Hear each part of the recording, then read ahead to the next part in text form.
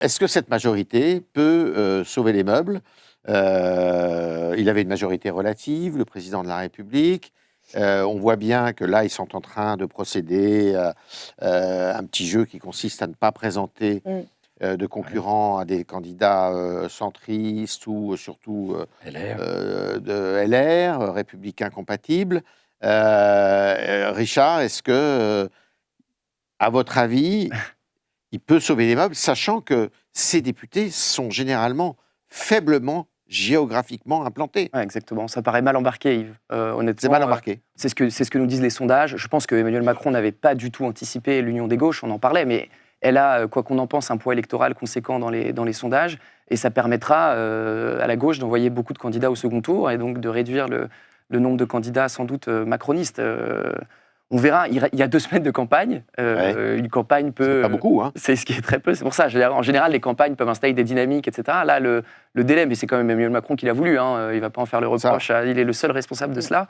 Donc le temps est court pour installer une dynamique pour Emmanuel Macron. Après, il faut quand même observer les levées de boucliers contre les extrêmes. Ça peut marcher.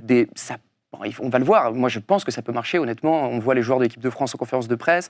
On voit aujourd'hui même les grandes... On verra, hein, mais les grandes entreprises françaises qui montent au créneau aussi. Ça peut avoir un effet. Donc, voilà. Mais sinon, à date, ça paraît très mal embarqué pour lui.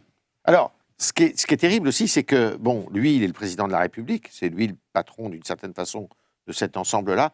Il n'y a personne qui s'est levé pour dire, comme Édouard Philippe aurait pu le faire, comme Gabriel Attal est très jeune, il n'y a personne pour conduire cette majorité-là. Décision seule, et finalement, il est seul au milieu du vide. Ouais. Et il est d'ailleurs tellement seul au milieu du vide que finalement, ses proches lui ont dit il ne faut pas que tu fasses campagne, parce qu'en fait, c'est ça. Tu risques de tomber. En fait, là, c'est encore plus repoussoir. Laissez-nous faire. Bon, il y a... la vérité, c'est que... on pourra expliquer dans les histoires le pourquoi, le comment de la décision.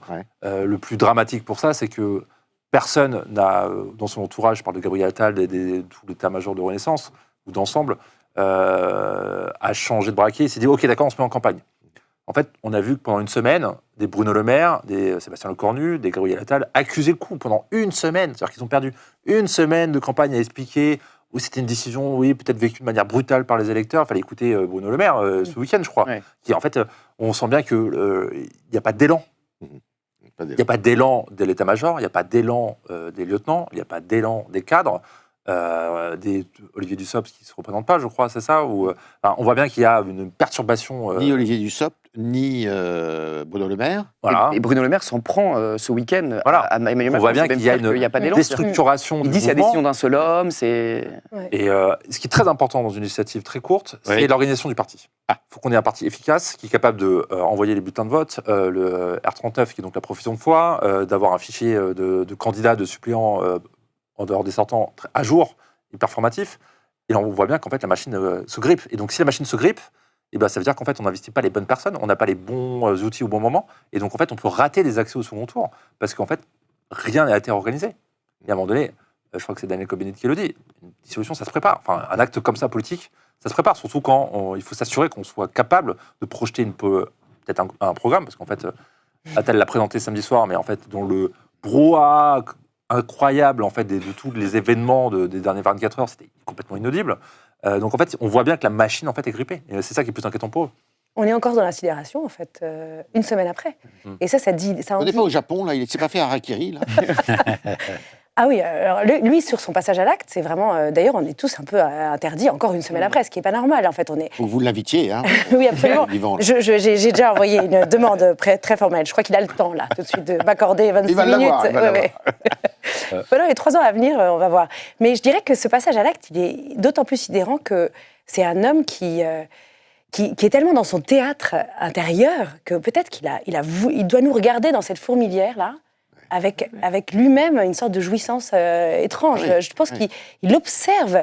Peut-être que vraiment, il lui-même est en train de jouer avec cette scène qu'il a mise en route. Et il est à la fois l'acteur, l'observateur, le spectateur. À mon avis, il est aussi démuni que nous devant cette situation. Et surtout, à mon avis, là, j'y pensais en écoutant Paul, je me disais, est-ce que, en fait, sa réussite ne sera pas que le taux d'abstention soit très faible et que tout le monde aille aux urnes? Parce qu'il est possible que le 30 juin, y ait vraiment un retour aux urnes, parce que d'un seul coup, le paysage se recompose de façon si brutale et rapide et assez fascinante. Il est possible que les jeunes, après ce qu'a dit Mbappé, enfin, je sais pas, que quelque chose se mobilise de cette France. Et pour le moment, c'est peut-être la seule victoire qu'on lui espère à Macron. Vous y croyez, ça, Pascal? Au fait que, justement, face au danger des extrêmes, au moins pour ceux qui le pensent, on aille voter, quoi. Pas tellement, parce qu'il ne faut pas croire, beaucoup de gens de droite modérée ou de gauche modérée ou du centre sont préoccupés de cette polarisation de la société française et du système politique français. Mais il y en a qui aiment bien l'odeur de la poudre, l'odeur du conflit, ce qu'ils appellent le mouvement social, les grèves, et vous avez vu, à nouveau on en parle, la violence dans la rue, l'affrontement direct. Et on peut très bien avoir, quand vous écoutez certains membres, en effet, du nouveau Front populaire, ils appellent carrément à ce que le mouvement social accompagne le mouvement politique. Vous voyez très bien ce que c'est.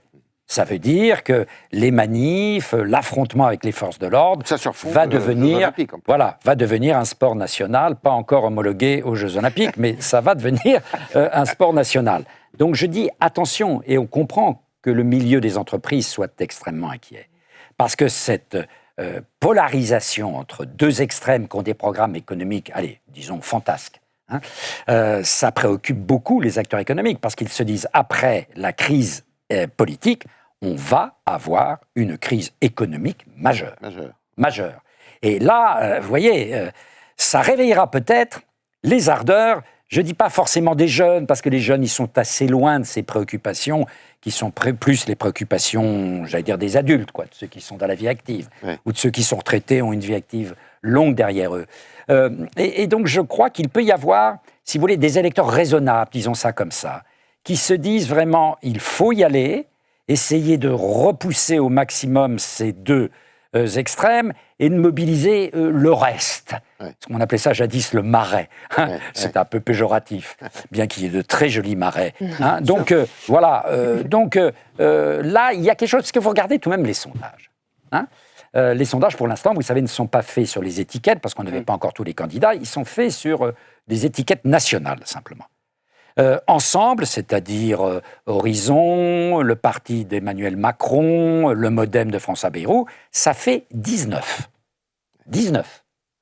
Et LR, 7. 19 plus 7, ça fait 26. LR non Ciotti.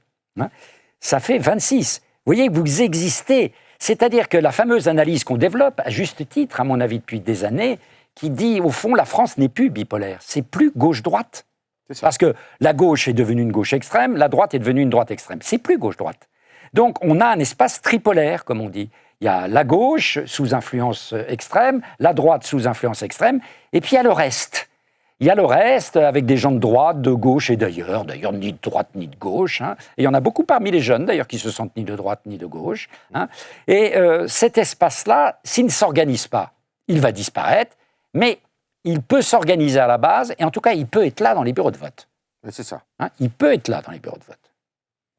Est-ce qu'on n'escompte pas, justement, compte tenu de ce qui se passe à droite et à gauche, et surtout à l'extrême droite et à l'extrême gauche, que dans le camp présidentiel, on ne se dit pas, il y en a une partie, là, de l'électorat qui avait d'ailleurs voté pour Macron en 2017, compte tenu de ce qui se passe dans cette alliance assez étrange du Front populaire, qui viennent, finalement, qui reviennent voter pour la majorité présidentielle. Si, c'est tout à fait possible, d'autant que le mode de scrutin des européennes et celui des législatives ne sont pas du tout pareils. Je pense qu'il y a un certain nombre d'électorats macronistes 2017 qui voulaient aussi sanctionner Emmanuel Macron. On a beaucoup parlé pendant cette campagne des européennes justement du vote défouloir, du vote sanction, et des gens qui, ils ont dit ce qu'ils avaient à dire et ils estiment que c'est allé beaucoup trop loin.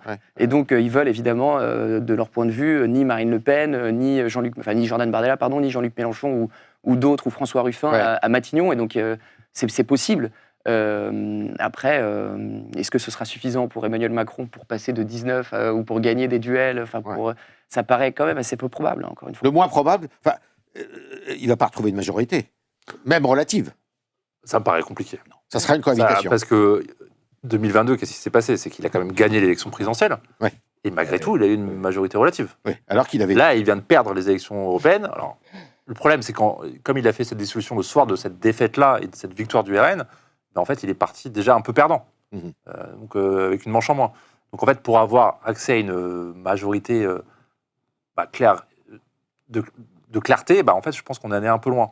Donc là, le scénario le scénario d'une assemblée presque bloquée, en fait, entre trois blocs, sans majorité claire, c'est-à-dire que où les menaces de censure vont être permanentes et qui ne serviront à rien, parce qu'en fait, il y a déjà eu une dissolution, donc pendant 1 an, on aura une assemblée sans pouvoir, en fait, ou alors il faudra vraiment changer complètement de culture politique et faire du compromis, et de la coalition, et de la négociation. Alors, on peut toujours rêver. Texte après texte, c'est possible, Texte après texte. peut-être. Vous le voyez démissionner, vous? Emmanuel Macron, est-ce que je le vois démissionner? Non, je ne le vois pas démissionner. Je le vois en revanche reprendre une sorte de contrôle dans les 3 prochaines années d'une façon ou d'une autre. Alors d'abord, oui, je vois bien un gouvernement dans lequel il y aurait, sur des postes stratégiques pour lui, qui sont l'économie à Bercy, vous voyez, des figures de techniciens très, très neutres, en fait, politiquement, mais qui tiennent encore la maison dans les sujets pour lesquels... Et lui, je le vois bien continuer avec son Ukraine, l'Europe, l'écologie, avoir 3 gros dossiers qui sont un peu comme ces grands dadas, disons, et qu'il ait un gouvernement avec quelques figures qu'il ait négociées de techno, qui font le boulot sur des sujets très, très importants pour lui. Et tout le reste, que ça parte, mais qui garde le contrôle du coup à travers ces figures-là et qui tire les ficelles, qui fasse enfin de la politique en fait. D'accord, mais ça serait une cohabitation d'un nouveau loup, de toute manière, quoi qu'il arrive. Oui. Bon, le scénario le plus probable, c'est en effet une cohabitation. Mais une cohabitation dans quel état, quoi? Hein? Parce que vous avez la cohabitation normale, on l'a connue avec Mitterrand et avec Chirac, où fond les choses fonctionnent qu'à un cas, ça fonctionne pas si mal que ça. Le président s'occupe du domaine réservé, les affaires sérieuses, l'international, la défense. Ça irait très bien, d'ailleurs, Emmanuel Macron là-dessus. Il y a pris goût. Voilà, il y a pris goût, il a des idées assez fortes, qu'on partage ou pas ses idées sur l'Europe. C'est un homme qui a réfléchi à l'Union européenne et à son avenir. Et puis, le gouvernement qui expédie les affaires courantes. Mais ça veut dire que vous avez une majorité absolue. Le RN a une majorité absolue. La gauche n'aura pas de majorité absolue. Le RN a une majorité absolue. Mais s'il n'a pas la majorité absolue, alors là, si on a une majorité à la Rocard, 88, 10 députés à aller chercher, ça, ils les trouveront. Il faut un type habile ou une femme à droite. En un mot Voilà, qui va trouver, voilà, je te donne un rond-point, tu me donnes ton vote, etc. Ça s'est fait pendant pas mal d'années. Bien, et puis là, c'est gérable. Mais si le Front National, il lui manque 40 sièges, 50 sièges, là, on va vers le blocage. Avec ce que vous avez dit, à juste titre, le président ne pourra pas redissoudre. Et donc là, on peut avoir un vrai blocage. Et à ce moment-là, un président qui dit, écoutez, c'est totalement bloqué, gouvernement de techniciens. Mario Draghi en Italie, souvenez-vous, avec des gens sérieux, des gens qui, en effet, sont neutres, font tourner la boutique, savent ce dont ils parlent. On en rêve parfois de gens qui savent un peu ce dont ils parlent. Bon, voilà. Voilà, quinquennat, on irait pendant 2 ans avec un gouvernement de techniciens venant de tous les milieux. Il y a des gens très sérieux à gauche, au centre et à droite. Donc ça, mais là, ça veut dire que la machine est complètement bloquée. Oui. Puis vous avez un scénario encore plus préoccupant, c'est la machine est complètement bloquée et une partie de la gauche joue le scénario révolutionnaire. C'est-à-dire l'émeute. Voilà. Et si je peux juste ajouter à ce que vous venez de dire, il faut quand même observer que du côté de la France insoumise, avec un certain nombre d'investitures, c'est le scénario qui semble se préparer. Il y a un militant antifasciste à Avignon, et il ne faut pas oublier non plus que Mélenchon a théorisé de longue date qu'à la fin, dans ce trio qui domine la scène politique du pays depuis 10 ans, à la fin des fins, il ne restera plus que Marine Le Pen et lui-même, et ça finira dans un duel lutte à mort identitaire.